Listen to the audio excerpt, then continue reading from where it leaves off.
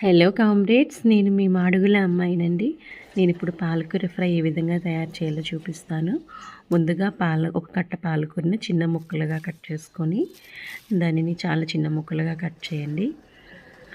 ఈ ఈ ముక్కలుగా కట్ చేసుకున్న తర్వాత దాన్ని బాగా కడగండి శుభ్రంగా. ఒక 3 సార్లు కడగండి.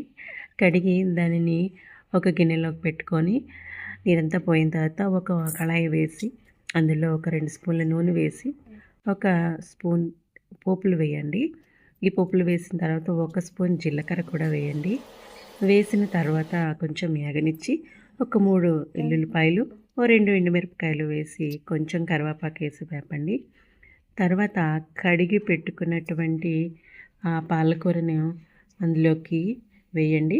వేసిన తర్వాత కొంచెం పసుపు, ఉప్పు కూడా వేసి దాన్ని బాగా వేపండి. వేపిన తర్వాత బాగా వేగిన తర్వాత అందులో ఉన్న వాటర్ అంతా బయటికి పోయేంత వరకు వేపిన తర్వాత ఒక గిన్నెలోకి తీయండి. పాలకూర గుమగుమలాడే పాలకూర ఫ్రై రెడీ. ఇప్పుడు వేగంగా అన్నంలో కలుపుకొని గబగబా తినేయండి. ఇది నాకు ఎంతో నచ్చుతుందండి ఈ ఫ్రై. అంటే పాలకూరలో కూడా చాలా మంచి లక్షణాలు ఉంటాయండి, ఆరోగ్యకరమైన లక్షణాలు.